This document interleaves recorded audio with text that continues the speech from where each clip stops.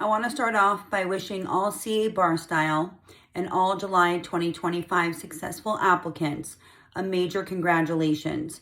I am so proud of you. You did it. The exam is behind you. And now I want to turn my attention to the results from last night and highlight especially what happened with repeat applicants. I want to start off by saying my repeaters, all that are following me or did not get the exam done last night, please know that I have worked with hundreds and hundreds that have been in your shoes.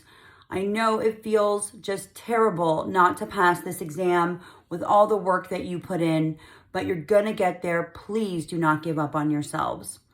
So the exam overall had a 54.8% passage rate, which is quite high for California. And if we look at the statistics, the percentages, ABA schools had a first-time passage rate of 83.8%, very high. But the repeat rate, even from the ABA accredited, was 21.6%. California accredited first-time takers had a 34.2% passage rate, but repeat applicants had an only 6.7%. In almost 16 years of bar prep, I've never seen this high of a discrepancy. California unaccredited had a 37.5% for first-time takers and a 2.2% for repeat applicants.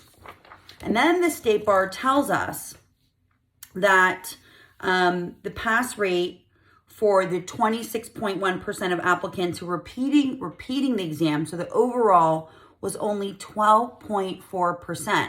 Now that is a significant decline compared to July 24, where repeat applicants had a 23.6% passage rate, and July 23, where 24.2% passed. And the bar gives us this data as well, that in July 25, the average number of attempts recorded for applicants who were repeating the exam was 5.1, which means, and that is a significant increase.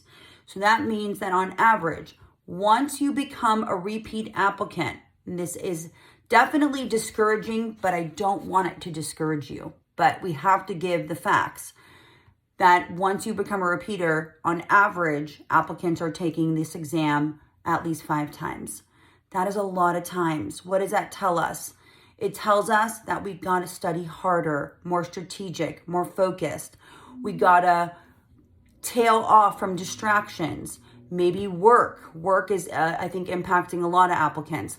And I also want to bring attention to the law schools. I'm not here to point fingers, but I'll tell you from working with so many applicants per year, applicants are coming out of law school without major training on issue spotting and case law briefing and timing skills and memorization skills. The law schools need to do better in training their 2Ls and 3Ls, or maybe even from the inception of the law student journey, on the skills that are necessary to come out and graduate and be ready to tackle an entry-level competent lawyer type exam, especially in the written portion. And of course, the multiple choice as well. So I would love to hear your thoughts.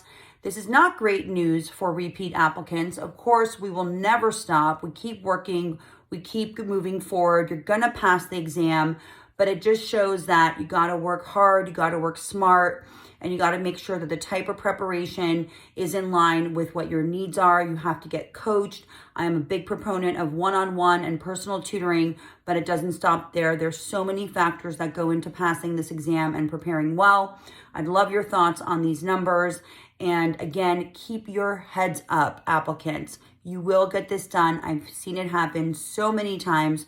Don't give up on yourselves, but I know for many today that did not get the exam done, it's not a great feeling, and I'm right there with you, and I have so much compassion for your journey. Be well and keep your heads up.